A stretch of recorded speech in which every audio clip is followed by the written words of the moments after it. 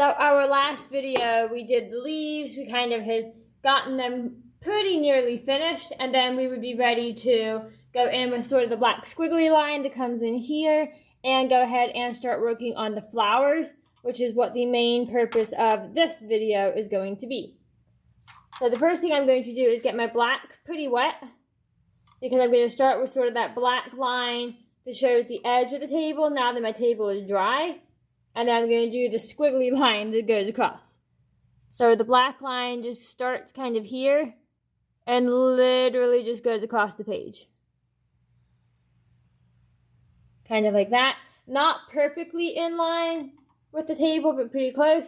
And then that squiggly, she starts here with quite a lot of paint and keeps it pretty close together.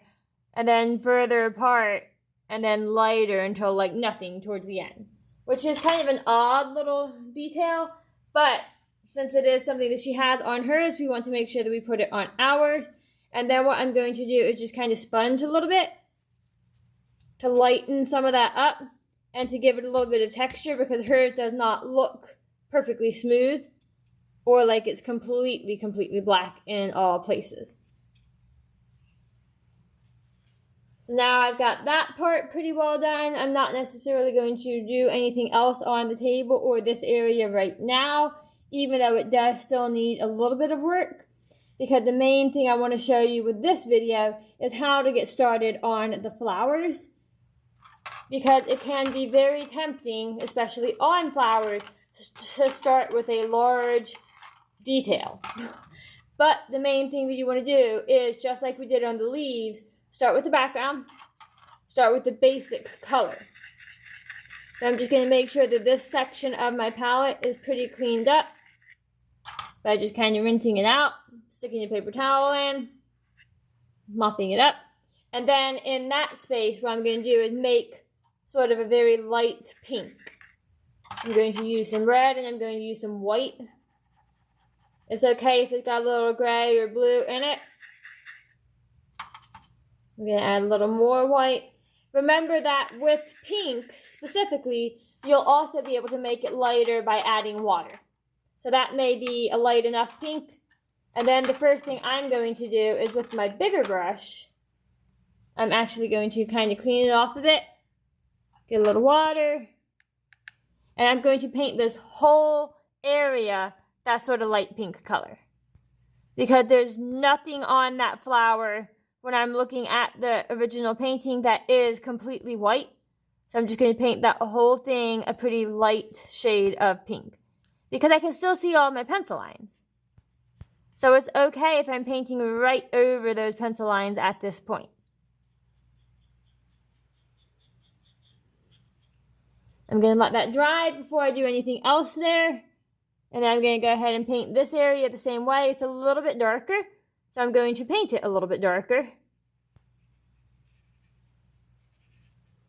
Which basically just means I'm using a little less water, so that it spreads out less and actually is a little more pigmented.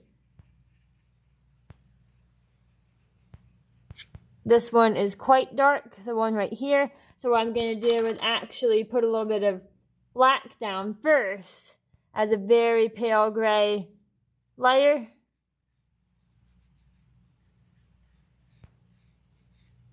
Maybe put just a little more right here.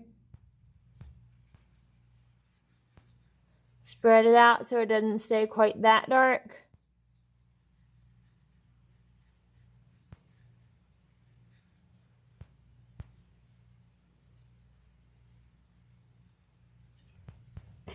And then what I'm going to do is let that dry a little bit and then go in with my pink again. And then this one actually has a slightly different look to it, because it's got some red here sort of streaking into the rest of it. So it's a slightly different coloration. And it's actually a bit of a warmer red, so I would definitely want to add some yellow to that.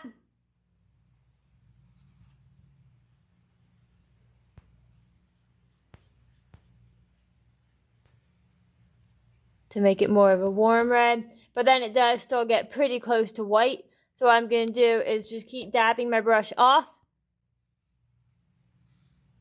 to create sort of a transition into white there.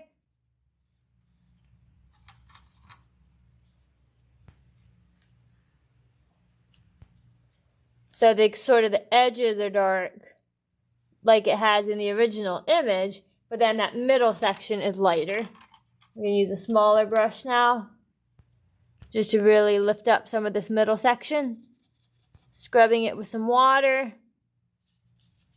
And then just dabbing with my paper towel so that it stays nice and light there.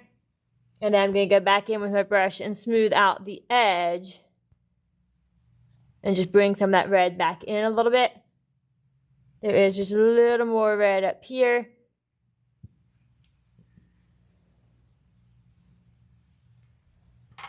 And now that one that I had done the grayish color is probably dry enough that I can go back over that gray with my pink.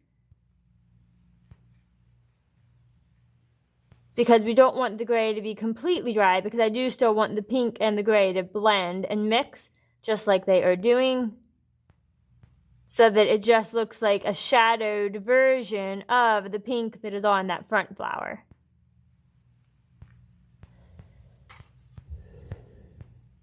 Now, a lot of times as you are working on subsequent layers like we are now, you will notice something that you have missed from a previous layer. So like I realized that I missed this area here, which is supposed to be some leaves, but I'm not going to do it right away, because if I were to do it right away, then it would blend right into the pink. I'm just going to kind of take note of it and know that I have to go back to that area. So now, since I've got some gray on my brush mixed with my pink, I'm just going in and adding a little bit of shadow to some of the darker areas of the flowers. Not a whole ton of detail, just a little bit right now. So this area is pretty dark.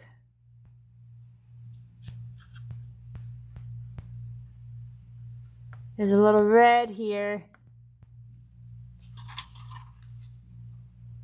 So a big part of working with flowers is just patience, which I know I keep saying that you have to have a lot of patience with this project, and you do. And then just kind of working in layers and looking a lot at your original image and just sort of making it match as much as you can. Don't get stressed out if it doesn't look perfect or if you are missing details or anything like that. It's all part of the learning process. I do not expect any of these to be 100% perfect. What I do expect is for you guys to do your best, and for me to be able to tell that you have done your best and that you have looked at your image and are working to recreate that image.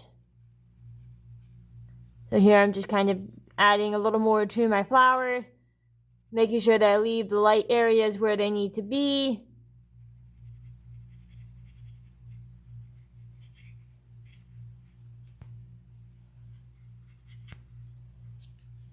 But as I go along, I'm also softening what I've got, because none of the lines are super hard. It's all just kind of splotchy looking, because it is an impressionist painting, after all. And then I'm going to let these kind of blend together a little bit right here, so that the line between the two flowers is softer.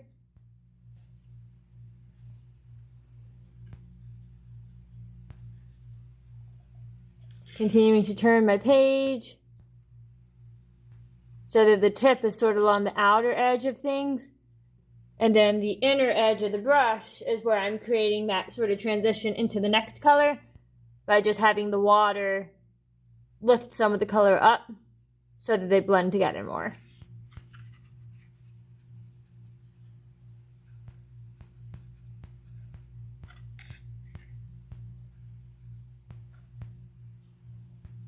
There's a little more red there.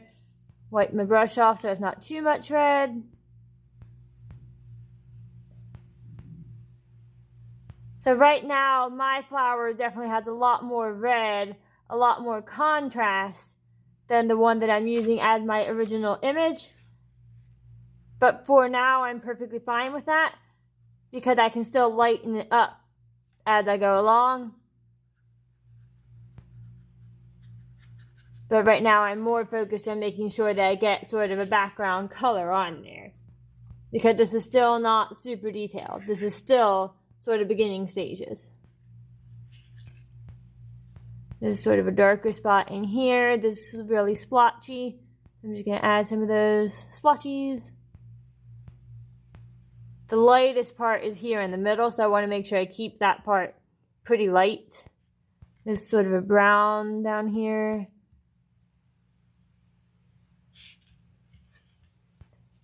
Just going to turn my page again, wipe my brush off so that I can dictate exactly where that brown goes and how. So you'll notice that as the paint on the flower dries, the amount of spread from the color that I'm adding changes. Now, along this edge, I'm going to actually intentionally make it a little bit darker than what her image has. Simply because I've got some of my background there and I want to make sure that the flower stands out from the background. But I'm not going to make it super dark, so I'm going to continue lightening up that line.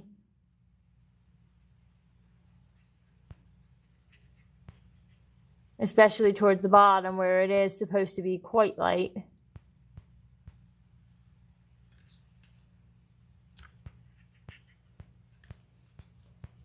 Then I'm going to sponge a little bit to lift it up some more. Sponge kind of all over to lift that up. So that might be sort of a beginning step on those flowers. Keep in mind that each layer that you add, you'll be adding individual petals and more detail. It's the same way that we did on the leaves. It is going to take some time. It is going to take some build up. It's going to take some practice and some patience.